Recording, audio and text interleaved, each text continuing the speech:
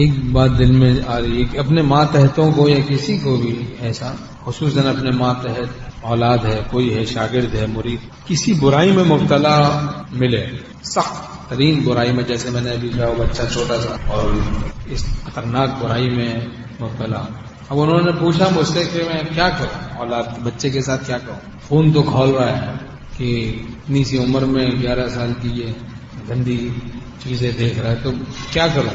تو میں نے کہا دیکھو، ایک تربیت کا اصول یاد رکھنا ہمیشہ کام آئے گا کہ اول تو نرمی سنت ہے، اس کو بھی یاد رکھنا چاہیے. نرمی سنت، نرمی کا مطلب پوچھ لینا چاہیے جو دین کو جانتے ہوں ان سے، تو تربیت کے اصولوں سے واقف ہو. ایک آدمی گٹر میں گر رہا ہے تو اندھا ہے، گرنے والا ہے، تو اس وقت کہ بھائی صاحب مہربانی فرمائیں آگے تشریف نہ لے جائیں، نرم نرم الفاظ، آسان الفاظ ایسے نہیں اختیار کرتے. او بھائی بچاؤ، بھاگتے ہیں، دوڑتے ہیں، دھکا دیتے ہیں، یہ نرمی ہے. یہ نرمی ہے نا اس کے حق میں کہ اس کو دھکا دے دینا بڑی مصیبت سے بچانا. نرمی کا مطلب پوچھ لینا چاہیے بھائی.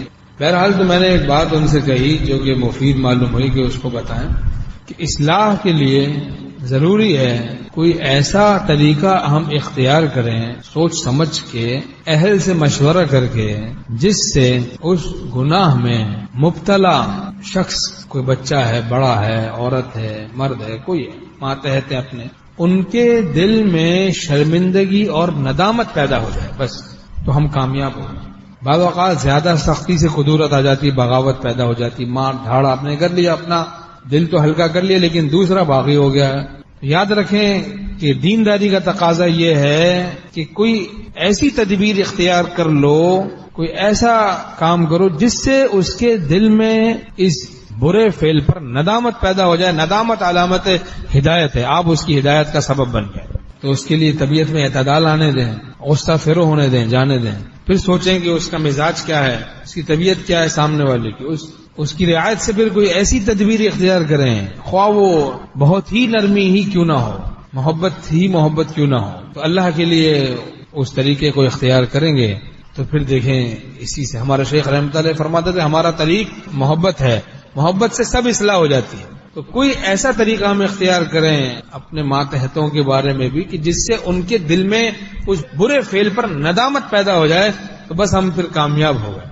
نادم ہو جائیں، وہ شرمندہ ہو جائیں کہ آئندہ نہیں، اللہ سے توبہ کر لیں کہ یا اللہ میں آئندہ یہ برا کام نہیں کروں گا. گو کہ میرا باپ مجھے اس پر مار سکتا تھا، گھر سے نکال سکتا تھا، لیکن اس نے شفقت و محبت سے اس وقت مجھے سمجھایا اور مجھے توبہ کی تعلیم کی، اور اس انداز سے وہ اس انداز پہ وہ ایسا فدا ہوا کہ وہ ہمیشہ کے لیے تائب ہو کے ولی اللہ بن گیا. مار دھاڑی کرتے ہیں بعض، تو ندامت پیدا ہوتی نہیں. تو بعض لوگوں کا مزاج ہوتا ہے جب اصلاح کی بات کرتے ہیں تو بس لٹ مارتے ہیں، ورنہ کچھ کہتے ہی نہیں، جھاپڑی مارتے ہیں ڈائریکٹ. تو اس سے پھر فائدہ نہیں ہوتا. تو کوئی حالت بھی ٹھکانے کی نہیں نا، یا تو کچھ کہو ہی نہیں، اگر کہنا ہے تو پھر لٹ مارو. تو یہ دونوں باتیں صحیح نہیں. درمیانی راستے کو اختیار کرنا چاہیے کہ کہیں بھی اور نرمی سے، محبت سے، طریقے سے، ادب سے، سلیقے سے، حق بات حق طریقے سے، حق نیت سے جب بھی کہی جائے فتنہ نہیں ہوتا.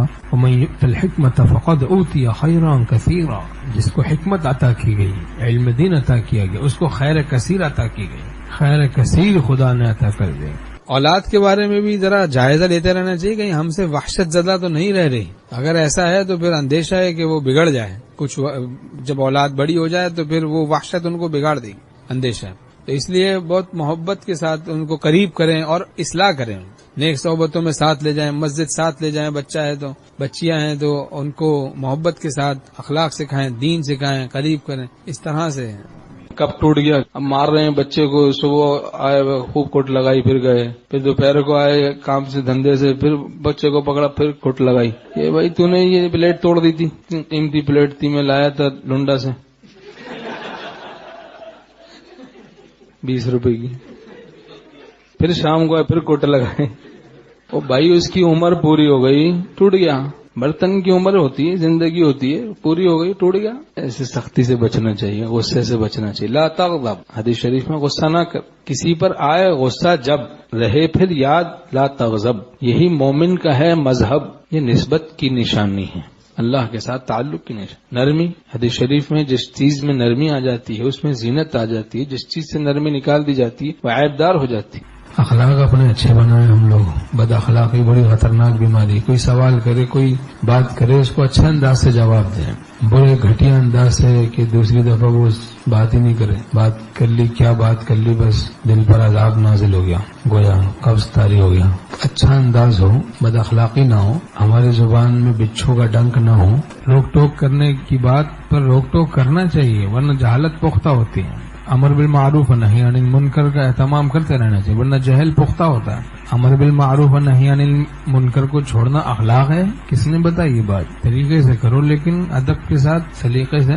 حکیم الامت تھانوی رحمۃ اللہ علیہ بعض اوقات فرماتے جاؤ اتنے گھنٹے کے بعد پھر آنا، اب تم نے بے وصولی کی ہے، اس کام کے لیے پھر اتنے گھنٹے بعد آنا. اب اس کو بٹھا دیتے باہر، اب وہ اتنے گھنٹے کے بعد جب آتا تو پھر آئندہ کے لیے، زندگی بھر کے لیے اصلاح ہو جاتی. اس انداز سے پھر زندگی بھر کے لیے اصلاح ہو جاتی ہے.